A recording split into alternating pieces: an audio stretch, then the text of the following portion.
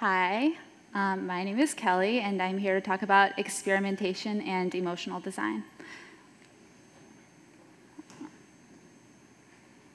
My clicker's not working.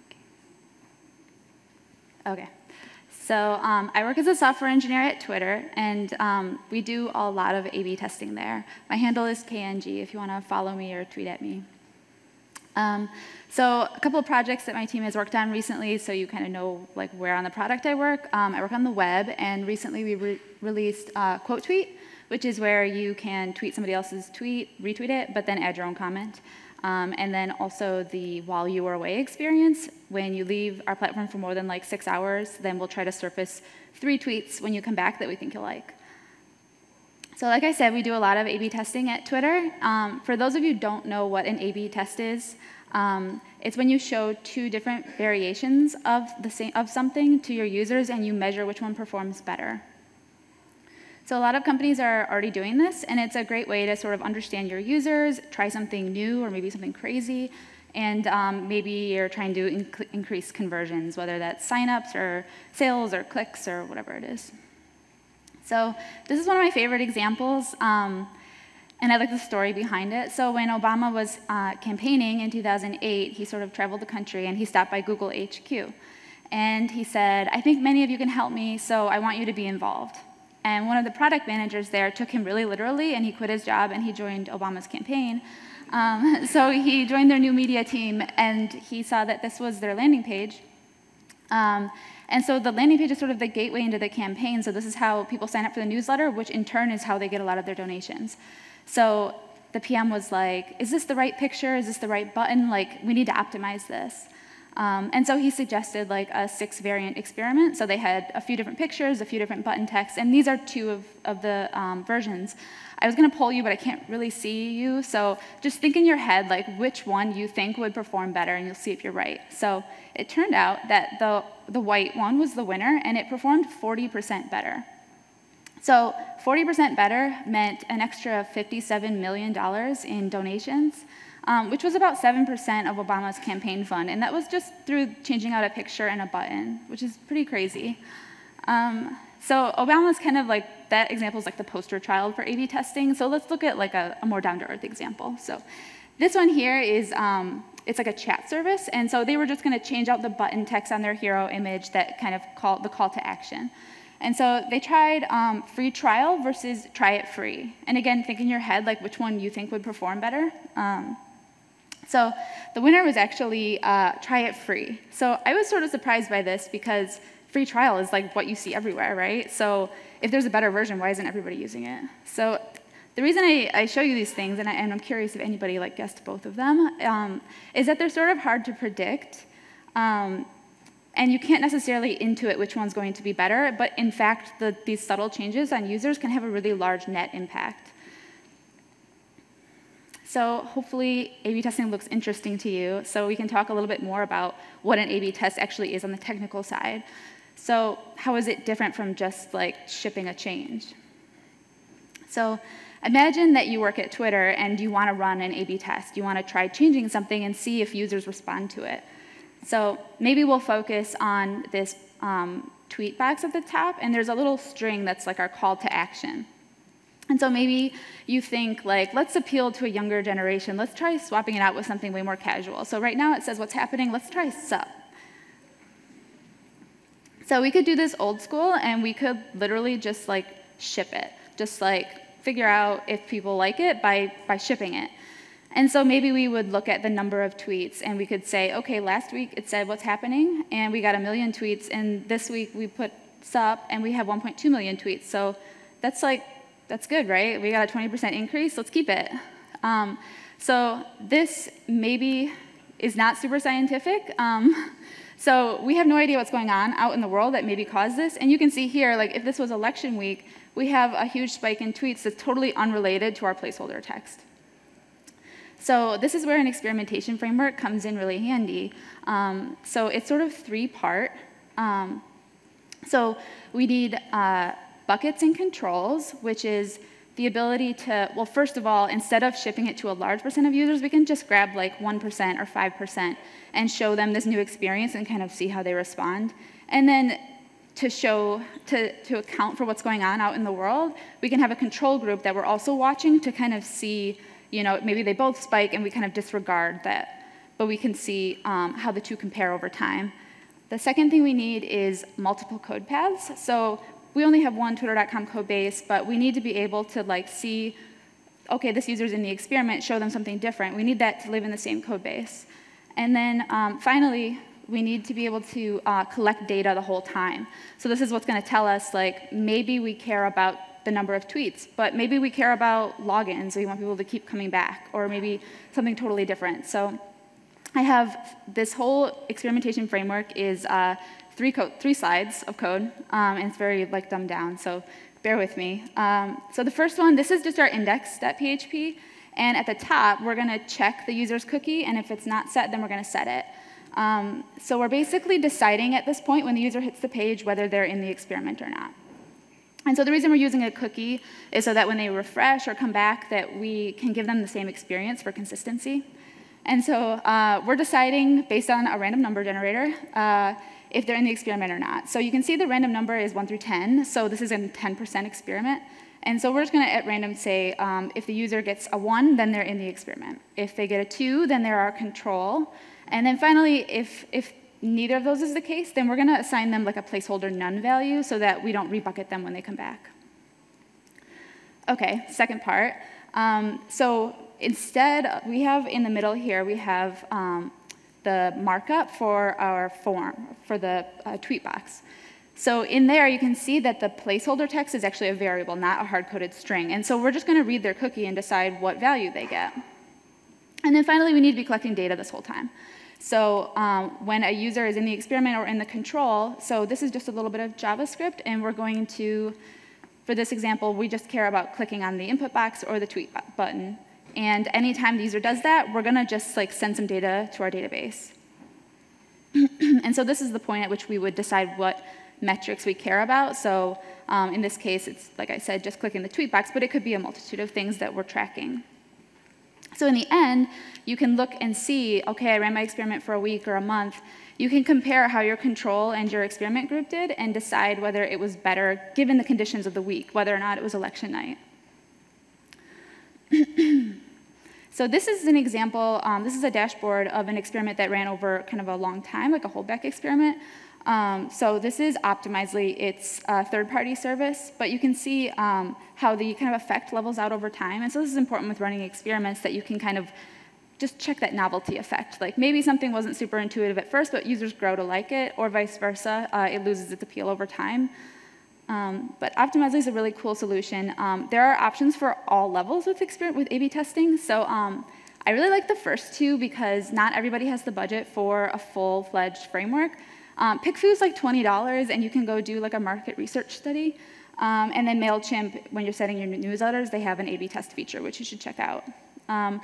These third parties are both JavaScript. They're just little scripts that you drop in your HTML, and they give you some control over, well, Optimizely gives you control where you can say what you want the user to see and what %. And then a lot of bigger companies like Twitter, we have our own framework. So this is just a shot of PickFu. And so for $20 or something, you can run a poll, and users literally will see 2 different things and just vote. So it's great, if you don't have a lot of money, to just see. It's a good starting point. OK, so we've seen some examples of A/B tests and how to get started on the technical side, but this is an empathy track. So let's think about our users and figure out things to test that maybe are going to be good for them too. So changing out pictures is a good starting point, but let's think about users a little more deeply. The emotional design principle is people will forgive your shortcomings, follow your lead, and sing your praises if you reward them with positive emotion. So let's think about our users and how we can make them happy, how we can do things that will form a bond with them over time. So in his book, Emotional Design, Donald Norman, he's a product designer, he talks about how we bond with items, and these are the 3 levels of how we kind of form that relationship. And so it starts bottom up. Visceral is the way something looks and feels, how beautiful it is, things like that. And then we look at the behavioral next, which is sort of using something, and then reflective is just reflecting back on your experiences and how it identifies with you. So let's think about how we can optimize at each point in this relationship that forms over time. So visceral is largely about aesthetic, like I said. So we saw this with the Obama campaign and with the free trial, that we're really just tweaking things that are like affecting your gut reaction to something, like I like this picture better or that picture better. So some of these things, these are like often the low-hanging fruits that you try first when you're experimenting, but they can also affect our kind of branding, which we'll talk about later in the reflective section. But visceral is largely about getting the user in the door. So crossing that gut reaction barrier. And we can do more than just change pictures and images. We also can convince the user that we're worth the time because it doesn't take much time. So this is a great example. This is a donation form for relief efforts in Haiti. The version on the left is the original, and then the people who created this form, they decided to take out the optional fields so that it looked like less overhead. So the optional fields you can totally tab through, but just removing them completely resulted in 11% higher completion rate. So I think LinkedIn does a really great job of this. So think about your LinkedIn profile. You have like what companies you've worked for and like referrals and projects, and so you have like this like crazy long profile, but they don't make you do that when you sign up. Like they just have you fill out your name, your email, and a password, and you can start seeing the content right away. So this is really great for users. So if like your friend invites you to LinkedIn, you don't have to fill out some crazy thing before you can start looking around. And so it's really good for everybody. The second phase of starting to get into a product is how usable it actually is once you get through the door and start using it. So we can optimize some things here, like the user's mental state, like what is it actually like to use your product, and then just base usability things, and then finally offering features for new users and for power users. I really like this MailChimp example. So when they were adding Freddie, he's the MailChimp, or he's the like chimp up in the top right. They decided to add him and these little quips just for fun, just to like give MailChimp a personality. And so this one says, "Aaron, you know it's hard out here for a chimp." So it has nothing to do with the content. But people ended up really liking this. So Leah tweeted, "Oh, MailChimp monkey, just as I get frustrated wrangling email addresses, you're there with your little witticisms to cheer me up." So this relates back to a psych study by a psychologist called Eisen, and she studied people who were trying to perform difficult tasks, and she found that they performed a lot better when they had just been given a small gift. So this relates back to Freddie because Freddie makes people happy, and making a form is hard, and when Freddie made them happy, they were able to do their newsletters more easily, and they did find at MailChimp that form completion, like completing newsletters and sending them out, went up after they added Freddie. So this is super relevant to sites that ask a lot of your users. So if you're a learning site like Code School, or if you're a form creation site like Wufoo, if you can put your user in a really great mood, they're going to be more successful, which is good for both of you. And then I love the example of Trello as a very usable site because it has a super shallow learning curve. You can click inside a form and then start typing, and you press enter, and it creates a to-do item, and then you can just do that again, and you can drag and drop, and it kind of does whatever you would intuit it should do, it does. And then beyond that, it offers some more advanced user features, so you can do labels and subtasks, and you can create other organizations. So like if I'm planning a meetup and I invite somebody new to Trello, it's really easy for them to get started, but I still have all the functionality I need to do more complicated things. So finally, after we've gotten through this visceral like aesthetic level, and then we've started to use something, we start to identify with a product. So this is a great opportunity to infuse personality into your site. And then we can also get at a user's sort of pride and obsession with your site in a little bit. So if you think about visiting google.com, it's a search engine. They constantly are swapping out their logo with something that's relevant to the day. Yesterday they had a Father's Day animation, and it has no effect on whether the search is good, right? Like it doesn't impact that at all. So why do they do it? And I don't know for sure, but I'm assuming it's about branding. And so when I think about Google, I think positive things like Sesame Street or Legos. So that's like something that we can try to do, is just be a little bit more fun. And so then maybe we don't see instant results, but over time people associate us with us positively. The second part of this sort of identity formation is I like GitHub as an example because we as coders sort of really identify with the site, and it's sort of like a street credit thing. So people, and it's gamified. So people compete for like the most repos, the most stars on your repos. Some people try to get like all their contributions green, or maybe even like spell things in it. So what you can learn here is that like by giving your user like the ability to have points or ownership over their site, then they're going to identify with your product on a personal level. And then the last part of this sort of reflective level, I like to bring up this experiment. It was a psych study on variable rewards. So they studied rats, and they put them in cages, and they were very hungry. And when the rat presses the lever, it might get food. So some of the rats were in a fixed ratio schedule. So every other time they click the lever, maybe they get some cheese. And then the other rats were in a variable ratio schedule. So they might get cheese sometimes, and then skip a bunch, and then get a bunch. And so their average was the same, 1 to 2. But they couldn't predict. And so it drove them crazy. And the upshot was that these rats clicked the lever really, really furiously because they needed to control, like they wanted to have that food. This is the same principle that drives people enjoying slot machines. So if you think about going to Las Vegas or something, like playing a slot machine, if you got, maybe you won money every 100 pulls, that would be the most boring game ever. But it's the fact that you can't control it and you want to control it that drives this behavior. And so we can harness some of this sort of like obsession with variable rewards, like we saw a little bit with Freddie, where his jokes are sort of at random and you never know when you're going to get a really funny one. But also, I think Pinterest does a great job of this. So they have this sort of, so that you pull up a picture, the whole site is very, very visual.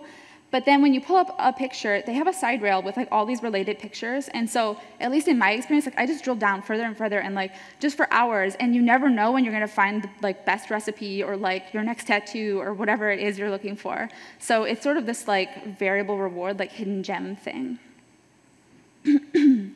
So, sorry. That's not how I feel. So we've talked about A/B testing and how to implement it. And we've also talked about sort of thinking outside the box to find things to test. So let's just circle back and talk about why we can try all these things. Why not just ship them straight out? Like, why use A/B testing as a medium? So I love this quote. This was like the top liked comment on Netflix's blog. So new Netflix interface is complete crap. So do you guys remember do you all remember the old Netflix interface? It's like not as good as the new one, right? But people hated it at first. And so they tested this with A/B testing. And so their manager of experimentation, he said, we were looking at the metrics and people were watching more and they liked it better and they were more engaged. So the cool thing about A/B testing is that you can ignore this outspoken minority and you can ship things with confidence. So they didn't need to guess whether people would like it. They knew people liked it because it was data-driven. And then it also sort of helps your company culture, at least at Twitter, that you can eliminate this phenomenon of HIPPO, which is the highest paid person's opinion. So it doesn't necessarily matter what your product manager thinks or what the VP of product thinks if you can prove that this is a better experience and people like it more. And then finally, it drives sort of this creative freedom where anybody can propose an experiment and like you can just try it. And from here, I'd really like to point out that we don't have to just be sort of metric-driven with this. You can also use A/B testing as a smokescreen for trying out more playful changes. So just a few quick examples. I really like Tumblr. When you hover over their logo, it does these like random animations. And I'm sure they're not making money from this, but it's like really fun, and it kind of makes me like Tumblr. The second, iBook, when you are reading a book, if you tap, it'll switch pages for you. But if you press and drag, it acts like a real piece of paper. And it's just like this animation. They didn't need to do it, but it's just kind of delightful.